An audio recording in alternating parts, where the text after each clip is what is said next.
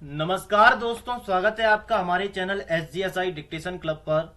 और सभी बच्चों से मैं निवेदन करूंगा कि सभी लोग जल्द से जल्द जुड़ जाइएगा और शेयर कर दीजिए इस लेक्चर को। देखिए दोस्तों, हम लोग हर रोज हर एक दिन नई क्लास देने का प्रयास कर रहे हैं, वो भी बच्चों की डिमांड पर।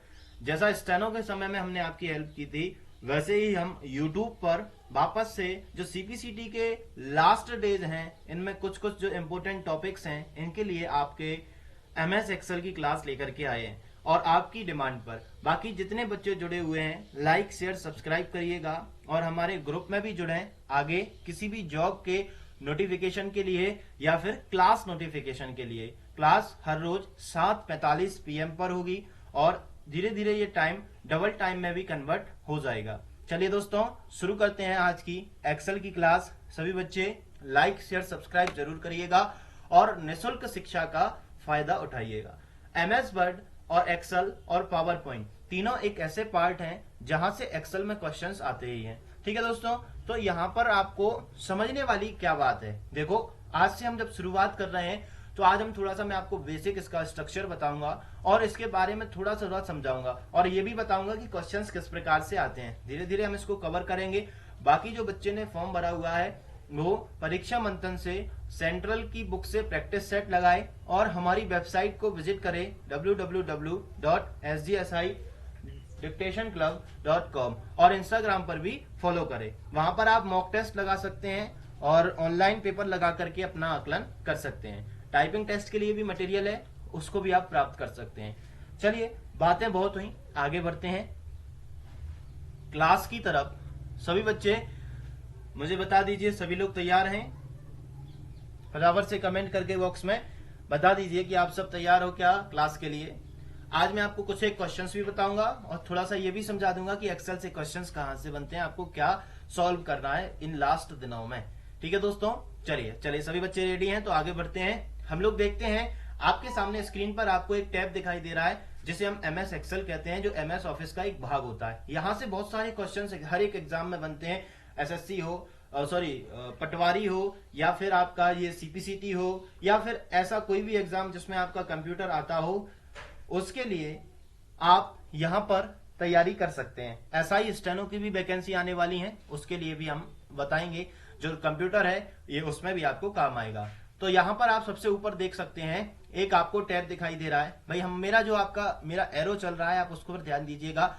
कई लोग रेड डॉट बनाकर मार्क करते हैं, मैंने उस टैब को नहीं लिया, इस कारण कि स्क्रीन जो है उससे खराब हो जाती है। चलिए तो देखिएगा, ये जो आपका सबसे ऊपर वाला टैब है जहां पर बुक 1 माइक्रोसॉफ्ट एक्सेल लिखा हुआ है। बेसिक सी जानकारी है, बुक 1 माइक्रोसॉफ्ट एक्सेल मींस ये टाइटल बार है और माइक्रोसॉफ्ट एक्सेल के अंदर आप बुक 1 पर कार्य कर रहे हैं। चलिए, इसके बाद देखो नीचे वाला जो टैब है, इसको हम कहते हैं मेन्यू बार। अब क्योंकि आप इस पर देख सकते हैं कि स्वतः ही आपको मेन्यूज प्रदर्शित हो रहे हैं और मेन्यूज आपको दिखाई दे रहे हैं। जैसे आपके मेन्यूज हैं home, insert, page layout, formulas, data, review और व्यू।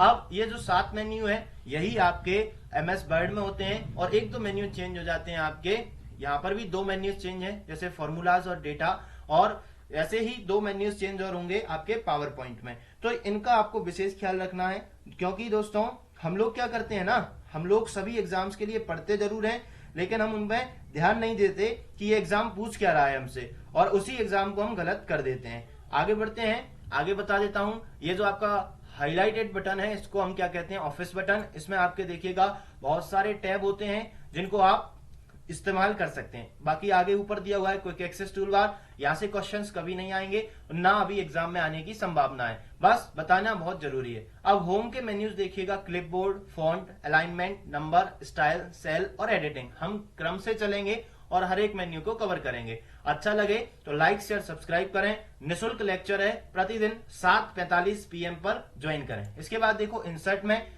मोस्ट इंपोर्टेंट क्वेश्चन जो इंसर्ट से बनते हैं MS एक्सेल में, वो बनते हैं चार्ट वाले ऑप्शन से। Column chart, line chart, pie chart, bar chart, area chart, scatter chart, other chart. इसमें हम डोनट चार्ट को रखते हैं, बबल चार्ट को रखते हैं, रडार चार्ट को रखते हैं। तो यहाँ से बहुत सारे क्वेश्चंस बनने की संभावना होती है। पेज लेआउट से अमूमन ऑप्शन पेज सेटअप से आते हैं क्वेश्चन, या फिर स्केल टू फिट से भी क्वेश्चन आ जाते हैं कभी कभी, ठीक है ना। चलिए, और क्वेश्चंस किस प्रकार से पूछे जाएंगे वो मैं आपको आगे बताता हूं। इसके बाद हम देख रहे हैं आपका जो बटन्स दिए हुए हैं ये हमारा MS वर्ड 2007 है, तो आप लोग 2016 इस्तेमाल कर रहे हैं, 2003 इस्तेमाल कर रहे हैं, तो आप लोग एक बार देख लीजिए हर एक टैब में थोड़ा थोड़ा अंतर है। इस बार MS वर्ड 2016 की क्लास भी हम करेंगे और उनमें और इसमें क्या अंतर है दोनों को स्प्लिट स्क्रीन करके बताएंगे, ठीक है दोस्तों। आगे बढ़ते हैं, मुझे सुनते जाइएगा, केवल आप मुझे आधे घंटे सुन लेंगे तो आपके बहुत सारे डाउट्स क्लियर हो जाएंगे। कई सारे लोगों को आता है लेकिन फिर भी सुनना जरूरी है। नीचे देखिएगा, अब क्लिप बोर्ड की बात करें और फॉन्ट की बात करें तो अमूमन हम लोग हर एक ऑप्शन का इस्तेमाल करना जानते हैं। यहाँ पर मर्ज एंड सेंटर और रैप टेक्स्ट से क्वेश्चन आता है, रैप टेक्स्ट से बिल्कुल क्वेश्चन पूछा जाता है। अलाइनमेंट में कैसे पूछा जाता है मैं अभी आपको आगे बताता हूं। तो देखिए दोस्तों, ये जो नीचे ये यहाँ पर दिया हुआ है जो फॉर्मूला बार, ये FX लिखा हुआ है, इसको हम फॉर्मूला बार कहते हैं। देखिए मैं इस पर जैसे एरो को ले भी जाऊंगा तो यहाँ पर जैसे हमने इसके अंदर कर्सर कर दिया तो यहाँ पर आता है इंसर्ट फंक्शन। बाकी आप जो भी यहाँ पर सेल में टाइप करोगे तो वो आपका फॉर्मूला बार में ऑटोमेटिक सेव होता जाएगा या लिखते जाएगा। बाकी इसके नीचे देखिएगा जो ABCDEFGHIJKLMNO PQRSTUV से Z तक जितने भी अल्फाबेट्स दिए हुए हैं ये आपके कॉलम्स हैं। इस प्रकार से ये वाले जो मैं सिलेक्ट करते जा रहा हूं ये आपके कॉलम्स हैं। और अगर 1 2 3 की बात करेंगे तो ये 1 2 3 में आप जितने भी सिलेक्ट करोगे ये आपकी क्या है भाई, रोज हैं, ठीक है। चलिए अब देखो अमूमन सी नॉर्मल सी बात, चलो नीचे और आ जाइए, आपको दिखाई दे रहा है सीट 1, सीट 2 और सीट 3। बिल्कुल सिंपल सा क्वेश्चन जो CPCT में या किसी भी कंप्यूटर एग्जाम में पूछा जाता है, वो पूछते हैं कि MS एक्सेल में जो आपको बाय डिफॉल्ट सीट मिलती हैं वो कितनी होती हैं, तो आपको मालूम होना चाहिए बाय डिफॉल्ट सीट 3 दी जाती हैं। चलिए दोस्तों कमेंट करते जाइए आपको समझ आ रहा है कि नहीं आ रहा है। बाकी लाइव लेक्चर है इसलिए आप कुछ भी पूछ सकते हैं, बाद में भी पूछ सकते हैं। चलिए अब देखो, बहुत बार लोकप्रिय क्वेश्चन जो कंप्यूटर में पूछा जाता है एग्जाम में कि MS ऑफिस में active cell, sorry MS Excel में एक्टिव सेल कौन सी होती है। तो गौर करिए हमारा आंसर क्या होता है, देखिए मैं आपको टाइप करके ही बताऊंगा डायरेक्ट। हमारा आंसर होता है A1। अब A1 कैसे होता है गौर करेंगे, यहां देखिए आप जो A के ऊपर जो टैब देख रहे हैं A1 इसमें लिखा हुआ आ रहा है, यानी कि A वाला कॉलम और पहली वाली रो, तो आपका क्या हो जाएगा, ये फर्स्ट कॉलम और फर्स्ट रो हो गई, इसलिए ये पहले यहीं से सक्रिय होगा। इसके बाद मान लीजिए आप इधर आ जाइए तो ये देखिए B1, इधर आइएगा तो C1, इधर आइएगा D1, इधर आइएगा E1, F1, ऊपर संख्या चेंज हो रही है, F12, B11, B15, जहां पर भी आप जाओगे जो रो होगी जो कॉलम होगी, कॉलम का नेम पहले लिखा जाएगा, रो का उसके बाद लिखा जाएगा। अब दूसरा बहुत इंपॉर्टेंट क्वेश्चन जो CPCT कई बार पूछता है कि A1 से लेकर के D5 तक की सेल रेंज का पता बताइए। जैसे वो लिख देता है A1 से A1 to D5, A1 to D5 तक का पता बताइए। अब आप कैसे, सॉरी कितने बीच में सेल होंगे, कितने बीच में रो होंगे, इनके बारे में जानकारी कैसे लगा सकते हैं। तो भाई आपको गिनना पड़ेगा, भाई 1 2 3 4, चौथे नंबर पर D है आपका, फिर ये D5 के बारे में पूछ रहा है तो भाई ये D5 यहां आ जाएगा, A1 यहां आ जाएगा। जितने भी रो और सेल आपके बीच में आएंगे आप उनको कवर कर सकते हैं, आंसर को क्रिएट कर सकते हैं। चलिए दोस्तों अब मैं कुछ फंक्शंस के बारे में और बता देता हूं कि यहां पर दूसरा क्वेश्चन पूछा जाता है कॉलम हेडिंग। जैसे अगर आपसे पहला क्वेश्चन पूछा जाए, यहां पर हम लिखते भी चलते हैं साथ साथ में जिससे आपको क्लियर होता चले, ठीक है दोस्तों।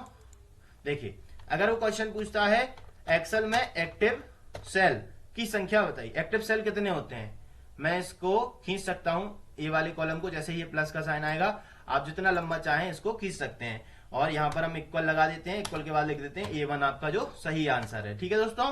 देखिए तो यहां पर अब आप दूसरा क्वेश्चन जो CPCT पूछता है वो पूछता है कॉलम हेडिंग्स कौन कौन सी होती हैं। दोस्तों इसको नोट कर लेना, आप यकीन नहीं मानेंगे यहां से आपको क्वेश्चंस बिल्कुल मिलेगा, देख लीजिए आप इस बार एग्जाम में देखने को मिलेगा आपको क्वेश्चंस। कॉलम हेडिंग्स देखिएगा, कॉलम हेडिंग की अगर बात करें तो कॉलम हेडिंग होते हैं आपके, मैं बता देता हूं आपको एक बार, थोड़ा इस बॉक्स को बड़ा कर दें। कॉलम हेडिंग आपके होते हैं E वाले कॉलम से H तक, ये जो आपका E कॉलम है 1 2 3 और 4, तो यहां पर आपका आंसर आएगा E to H, capital E to H, यानी कि E से लेकर के H तक के जितने भी कॉलम होते हैं ये आपके कॉलम हेडिंग्स में आते हैं। तीसरा क्वेश्चन जो CPCT पूछता है वो पूछता है रो हेडिंग्स कितनी होती हैं। और कहां से कहां तक होती हैं। भाई दोस्तों लिखते जाना, ये बहुत सी कॉमन चीजें हैं जो हमें आनी चाहिए और एग्जाम पूछता भी है। और नहीं भी है तो आप अगर फॉर्मेटिंग का काम कर रहे हैं, किसी सरकारी विभाग में कार्य करते हैं या ऑफिशियली अनऑफिशियली भी काम करते हैं, तब भी आपके लिए मोस्ट इंपोर्टेंट है। तो रो हेडिंग हम देखेंगे वही 5 से लेकर के 9 तक। ये देखिएगा 1 2 3 4 और 5, ये जो है आपके ये जो आपके 5 से लेकर 9 तक के जो रोज हैं, इनको हम क्या कहते हैं, रो हेडिंग्स में रख सकते हैं। तो कितने होते हैं भाई, 5 to 9, ये आपको पता होना चाहिए। बेसिक से क्वेश्चन है, कई बार आते हैं। जिन बच्चों को पहली बार पता है वो लिखते जाइएगा। मोस्ट इंपोर्टेंट और भी बहुत सारे शॉर्ट वीडियोस हम अपलोड करते रहेंगे अब इस बीच एग्जाम से रिलेटेड, तो आप लोग हमारे साथ सक्रिय रहिए, जिससे क्या है ना कि आपको हर वो चीज मिले जो आपको अभी एग्जाम के लिए बहुत ज्यादा जरूरी है, जो +1 में आपका नंबर लेकर के आ सके। आप नीचे चलते हैं, सीट टैब स्क्रॉलिंग बटन। देखो ये पूछा जाता है, क्वेश्चन पूछा गया है, मैं वही क्वेश्चन लेकर के आया हूं जो पूछे गए हैं। तो स्क्रॉलिंग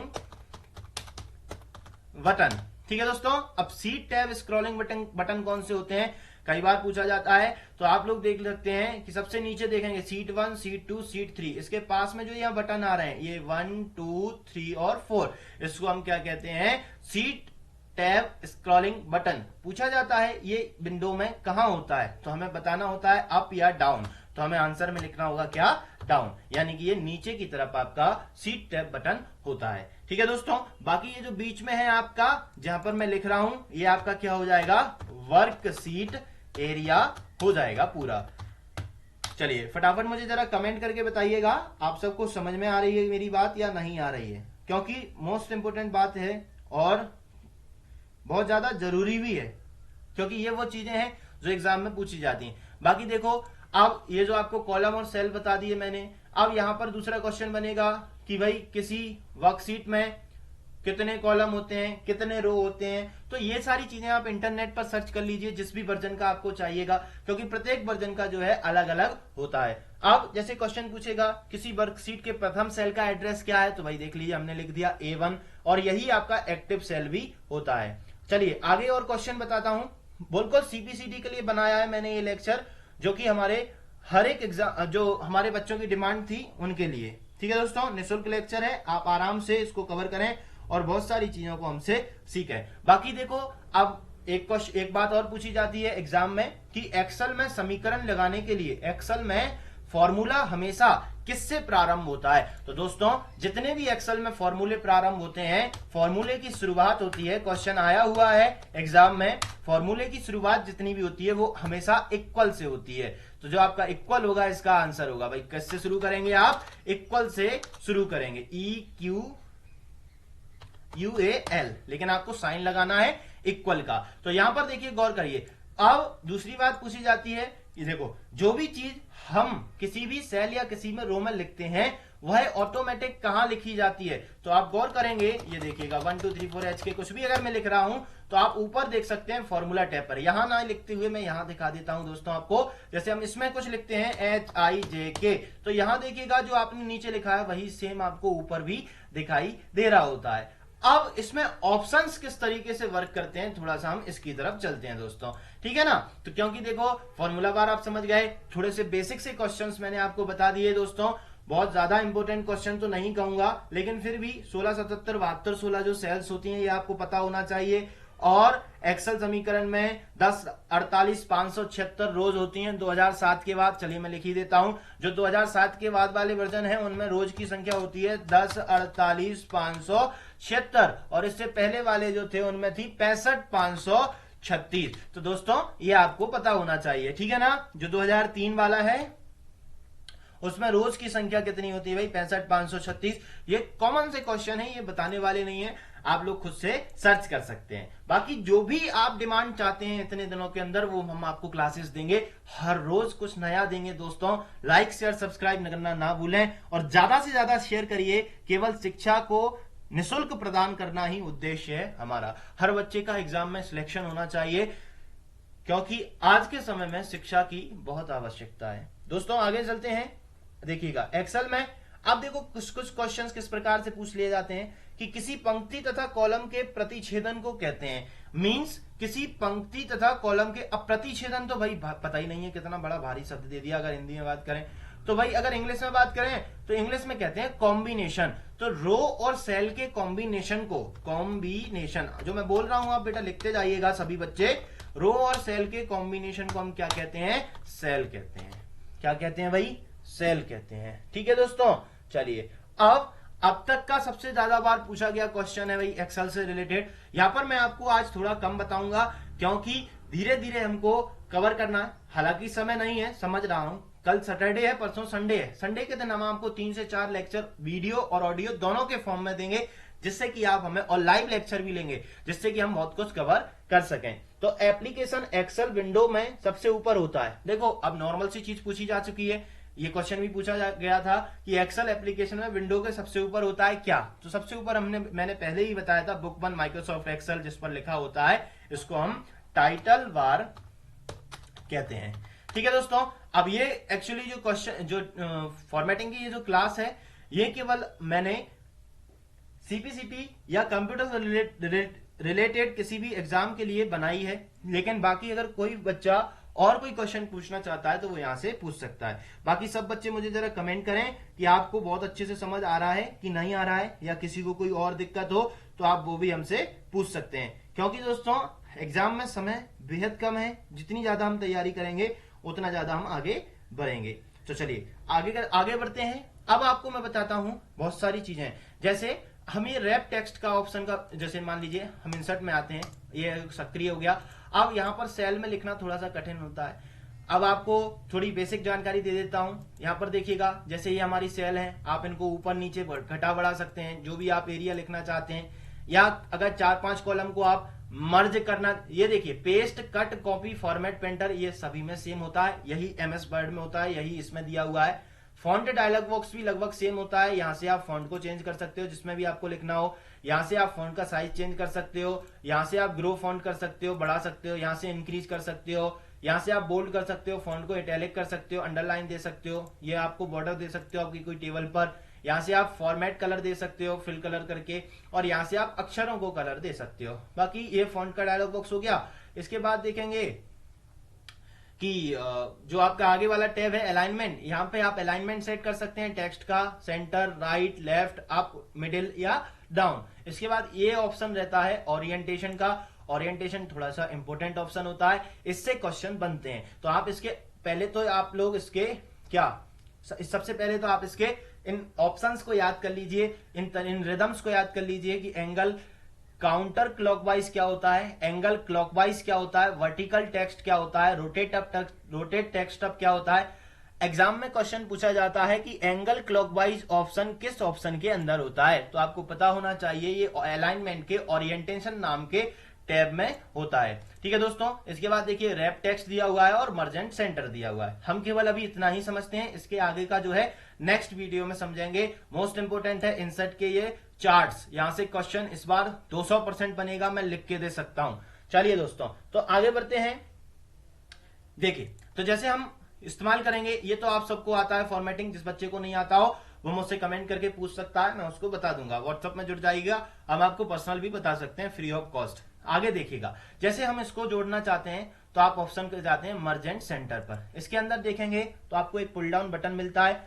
अगर आप मर्ज करके इन सेंटर को, मर्ज का मतलब होगा जोड़ना, और जोड़कर आप बीच में लिखना चाहते हैं तो भैया इसको क्लिक करेंगे तो आप गौर करेंगे कि हमारा कर्सर बीच में आ गया। चलिए अब हम दूसरी वाली लाइन को सिलेक्ट करते हैं, दूसरे 4 कॉलम को सिलेक्ट करते हैं। इसके बाद आप मर्जेंट सेंटर पे जैसे ही क्लिक करेंगे, यहां पर मेन चीज देखने लायक, याद करने लायक है इनके ऑप्शन। मर्जेंट सेंटर से क्या होता है, मर्ज अक्रॉस से क्या होता है, मर्ज सेल क्या होता है और अनमर्ज सेल क्या होता है। कई बच्चे समझते हैं मर्ज सेल भी वही चीज होती है और अनमर्ज सेल भी वही चीज होती है, सॉरी मर्जेंट सेंटर भी वही चीज होती है। तो हल्का सा अंतर होता है, बाकी कोई अंतर नहीं है। देखिए मर्ज अक्रॉस जैसे मैं करूंगा तो आप फिर गौर करेंगे कि यहां से जो हमारे जो जितने भी, जैसे आप देख सकते हैं सारे कॉलम हमारे ब्लैंक हो गए। और यहां पर जैसे हमने अभी ऊपर किया था जो मर्जेंट सेंटर, अगर हम उसके अंदर अपने कर्सर को ले जाते हैं तो देखिएगा कर्सर बिल्कुल बीच में आएगा, और अभी जो हमने सेकंड नंबर पे किया है तो कर्सर बिल्कुल फर्स्ट पर आएगा। इसका अलाइनमेंट पोजीशन ठीक नहीं है, अगर आप अलाइनमेंट पोजीशन ठीक करेंगे तो कर्सर को आप कहीं पर भी ला सकते हैं। ठीक है दोस्तों, तो ये होता है मर्ज अक्रॉस। इसके बाद चलिएगा और सिलेक्ट कर लेता हूं नीचे। अब आप बात करेंगे, सॉरी मर्ज एंड सेंटर हो गया, तो इसको कंट्रोल जेड से आप जैसा का तैसा कर दीजिए। पुल डाउन बटन पे जाएंगे, अब हम करेंगे मर्ज सेल। अब आप देखिएगा, गौर करिएगा, जो आपका एरो है इससे भी आप शुरू में आएगा। आप किसी को नहीं करना है तो भाई इस पर क्लिक करिएगा, सॉरी डबल क्लिक नहीं करना है, सिंगल क्लिक करेंगे, वापस जाइएगा, अनमर्ज सेल करेंगे, जैसा था पहले जैसा हो जाएगा। तो दोस्तों नॉर्मल सी चीजें हैं, ये आपको आना चाहिए सभी लोगों को, और ये चीजें एग्जाम में पूछी जाती हैं। मेन आपका है ओरिएंटेशन। अब देखो ओरिएंटेशन, सॉरी रैप टेक्स्ट को बता देता हूं पहले, फिर हम ओरिएंटेशन को बताते हैं, फिर एक दो क्वेश्चन और बताऊंगा, उसके बाद आप लोग हमें रोज ज्वाइन करें। तो देखिए दोस्तों, जैसे रैप टेक्स्ट में देखिएगा, अगर मैं इसमें कुछ लिखता हूं SHIVAMPIWARI, ठीक है, अभी मैंने अपना पूरा नाम लिख दिया, अब आपको यहाँ पर स्वतः ही दिखाई दे रहा है। अब चलिए यहाँ पर लिख के देखते हैं SHIVAMPIWARI, क्योंकि हम वहां पर फॉर्मेटिंग लगा चुके थे। कई बार क्या होता है ना, ये टेक्स्ट आपका, अब आप चाहते हैं इसको क्या कि ये भाई हमारे एक ही कॉलम में आए, चूंकि अब हम अगले में लिखते हैं कुछ शिवम तिवारी की जगह अब हम लिखते हैं भाई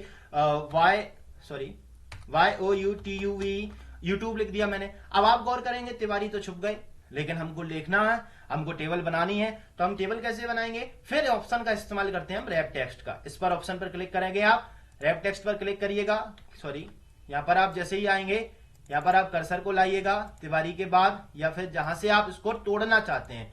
ठीक है, अभी शायद ये फॉर्मेटिंग एप्लीकेबल नहीं कर रहा है, लेकिन यहां से आप जैसे ही करेंगे तो ये आपका जो है टेक्स्ट को तोड़ देगा। चलिए देखिए, ये पूरा जो है इसने एक कॉलम में इसको बना दिया। बाकी आप इस पर यहां पर होल्ड करिएगा, अल्ट प्लस एंटर दबाएंगे तो ये आपका रैप टेक्स्ट की तरह ही काम करेगा।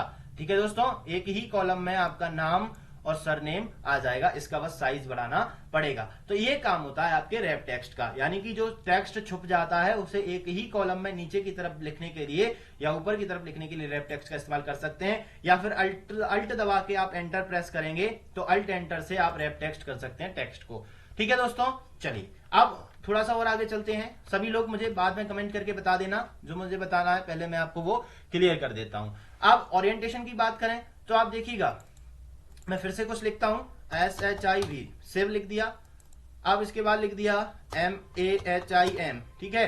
अब इसके बाद लिख दिया, सॉरी इसके बाद हम लिख देते हैं POOJ, मैंने बच्चों के नाम लिख दिए। ठीक है दोस्तों, तो अब आप देखेंगे इनमें हम ओरिएंटेशन टैब से लगा के देखते हैं। तो अब इससे क्वेश्चन आता है दोस्तों, काउंटर क्लॉकवाइज, वर्टिकल टेक्स्ट। अब मुझे इसको वर्टिकल टेक्स्ट में लिखना है, तो आप वर्टिकल टेक्स्ट करेंगे तो अब आप गौर करेंगे ये 1 by 1 के फॉर्म में लिख गया होगा। देखिए, हम जैसे ही कॉलम को खींचेंगे तो एक के नीचे एक कॉलम आ जाएगा, ये वर्टिकल टेक्स्ट का फॉर्मेट हो जाएगा, जो कि ओरिएंटेशन से चेंज होता है। अब हमको लिखना है एंगल काउंटर क्लॉकवाइज। ये देखिए, ये हमारा क्लॉकवाइज हो गया। ये चूंकि 4 हमारे लेटर्स थे, इसलिए ऊपर से नीचे खींचने में थोड़ा सा समय लगा, सॉरी कॉलम जो है बड़ा दिख रहा है आपको। बाकी जैसे देखिएगा, अगर मैं नीचे लिखता हूं MAHI, और अगर हम इसको फिल करते हैं, अगर हम इसमें ओरिएंटेशन लगाते हैं कौन सा, vertical, sorry rotate up text लगा दीजिए या एंगल क्लॉकवाइज लगाएंगे तो ये देखिएगा हल्का सा अंतर हो जाएगा। इसी को हम चेंज करते हैं काउंटर क्लॉकवाइज में, तो ये ऐसा हो जाता है। रोटेट टेक्स्ट अप करेंगे तो आप ऐसा कर सकते हैं इसको, वर्टिकल टेक्स्ट करेंगे तो ये देखिएगा। इसके बाद देखिएगा फॉर्मेट सेल अलाइनमेंट करेंगे आप तो प्रतिक्रियाएं बदल जाती हैं। ठीक है दोस्तों, यहां पर फॉर्मेट सेल का डायलॉग बॉक्स ओपन हो जाएगा, फिर यहां से आप wrap text, shrink to fit, merge cell, बहुत सारी चीजें हैं जो मैं आपको पूरा एक्सेल जब कवर कराऊंगा उसमें मैं आपको समझा दूंगा। तो इस प्रकार के क्वेश्चन दोस्तों यहां पर पूछे जाते हैं और कई बार आते भी हैं। तो आप लोगों को ये जो कुछ क्वेश्चंस मैंने लिखवाए हैं इनको अच्छे से रीड करना है, लिखना है, पढ़ना है, समझना है दोस्तों, क्योंकि बहुत ज्यादा इंपोर्टेंट पॉइंट तो नहीं है, लेकिन फिर भी बेसिक की शुरुआत के लिए बहुत ज्यादा जरूरी है। ओरिएंटेशन को ध्यान रखिएगा, यहां से क्वेश्चन 110% बनेगा। और ये वाला क्वेश्चन भी ध्यान रखिए, एक्सेल में फॉर्मूले की शुरुआत कहां से होती है। अब एक चीज और पूछी जाती है, कौन सी शॉर्टकट की के द्वारा रो और कॉलम को हाइड कर सकते हैं। तो भाई इसका कई बार पूछा गया है क्वेश्चन, तो ये भी आपको पता होना चाहिए कि भाई कौन सी रो और कॉलम को हाइड करने वाली शॉर्टकट की, रो और कॉलम को हाइड। तो इसको हम करते हैं किससे भाई, Ctrl+0 से करके देख लेना आप, ऑटोमेटिक हो जाएगा। जैसे मान लीजिए मैंने ये माही लिखा है, कंट्रोल दबाऊंगा, 0 दबा दिया, तो ये अभी एक्टिव नहीं हो रहा है, लेकिन आप लोग करके देखेंगे हो जाएगा। बाकी इसके बाद लिखा जैसे आता है, कई बार एमएस एक्सेल में पिवट टेबल यूज किया जाता है, किसके लिए, तो डेटा को संक्षिप्त बनाने के लिए। ऐसे बहुत सारे क्वेश्चन हैं जो आपको हमारी वेबसाइट पर प्राप्त हो जाएंगे। तो दोस्तों, जो भी आपको डाउट हो या जो भी क्लास आप चाहते हैं, तो फटाफट से मुझे कमेंट बॉक्स में कमेंट कर दीजिए, जिससे कि मैं आपको जल्द से जल्द जो है क्लासेस दे पाऊं। और देखिएगा, और क्वेश्चन बता देता हूं जब तक आप कमेंट करिए। जैसे सेल में लिखे गए टेक्स्ट किस तरफ होते हैं, तो भाई सेल में बाय डिफॉल्ट जो टेक्स्ट लिखा जाता है वो लेफ्ट अलाइनमेंट में होता है। देखिए कर्सर जो रहता है आपका लेफ्ट में आता है, ये वाला अलाइनमेंट होता है, इसको हम लेफ्ट अलाइनमेंट करते हैं। बाकी और भी जैसे क्वेश्चंस आते हैं आपके कि भाई कई प्रकार के क्वेश्चंस पूछ लेता है जो सीबीसीटी होता है या हर एक एग्जाम होता है, तो इनके लिए आपको काफी सारे क्वेश्चंस को कवर करना है। और जैसे सेल में अगर हम किसी चीज को लिखते हैं, क्वेश्चन ये आएगा, जैसे मैंने ये लिखा हुआ है, तो इसको आप क्या कहेंगे, तो भाई दोस्तों देखिएगा, जो सेल में आपके द्वारा टेक्स्ट लिखा जाता है उसको हम कहते हैं सेल टिप। क्वेश्चंस बिल्कुल बन सकते हैं। इसी प्रकार के इंटरेस्टिंग क्लासेस के लिए और हर एक लेक्चर के लिए हमारे साथ जुड़े रहिए। 2 से 3 दिन के अंदर हम एक्सेल, पावर पॉइंट और वर्ड आपका कवर करा देंगे। बाकी फिर जो थ्योरी क्लास, प्रैक्टिकल क्लासेस रहेंगी, सॉरी वीडियो क्लासेस, लेक्चर्स रहेंगी, उनको भी ज्वाइन करें, फ्री ऑफ कॉस्ट है। शेयर जरूर करें। कोई बच्चा कुछ पूछना चाहता हो, समझ ना आया हो, कमेंट कर दीजिए, और जिस चीज की क्लास चाहता हो उसको भी कमेंट करें। ठीक है दोस्तों, तो अभी के लिए इतना ही।